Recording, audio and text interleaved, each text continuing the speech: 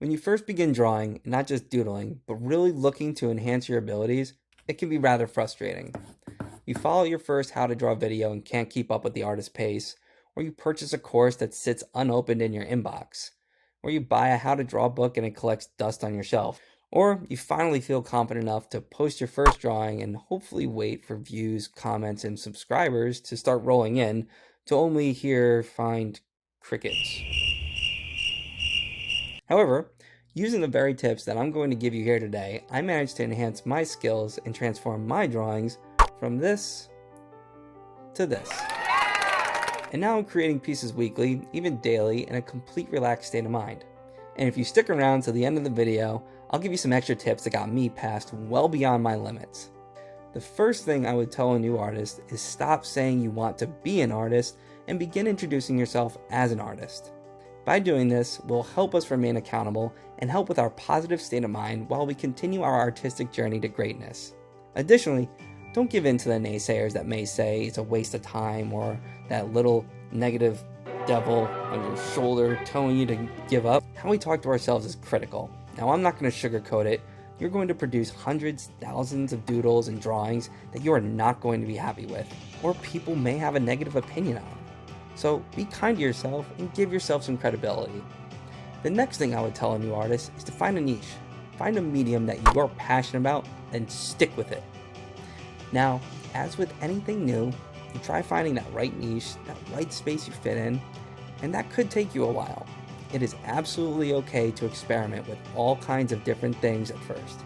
But if you continue to try multiple mediums or learning different niches to try and appeal to literally everybody, you just end up making random pieces of work at half your potential that appeal to nobody, and most likely, yourself. So when you think that you've found that topic that you want to go all in on, start researching the professionals of that subject and medium. The goal here is to find what motivates you to create and what makes you want to pick up that pencil and learn every single day. Once you have that topic and you're fired up to learn, remember to start your day or lesson with a 3 to 5 minute warm-up. I kid you not.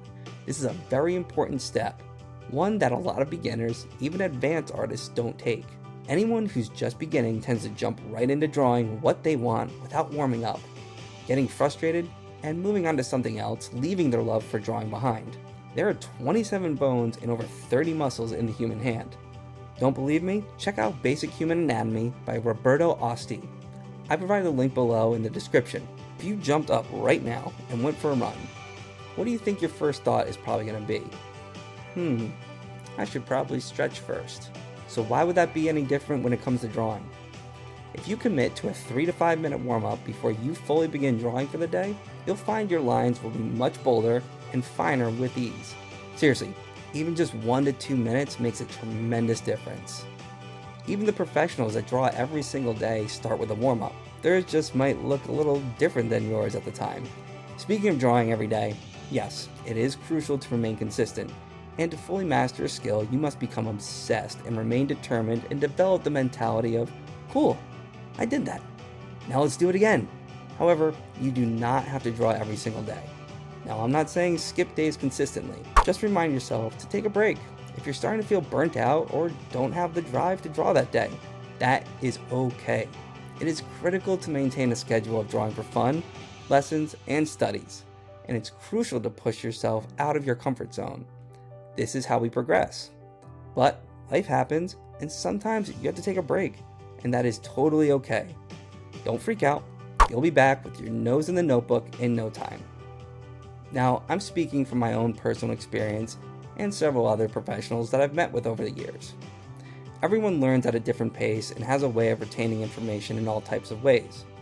I want to encourage every artist out there to read as many books, look up as many videos, and purchase as many online courses as possible.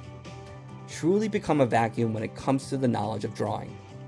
And if you're having difficulty staying on track, maintaining a consistent schedule, then I welcome you to sign up for my Artistic Avenger program, where we'll work one-on-one on a weekly basis to hone in on what works best for you.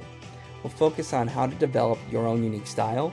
You'll join a community of like-minded artists, including live events with industry leaders. And if that program isn't for you, that's just fine. I encourage you to join as many communities and post your work as frequently as possible to get feedback. And if you're looking for constructive criticism, you can tag me at the Artistic Avenger for me to see your progress.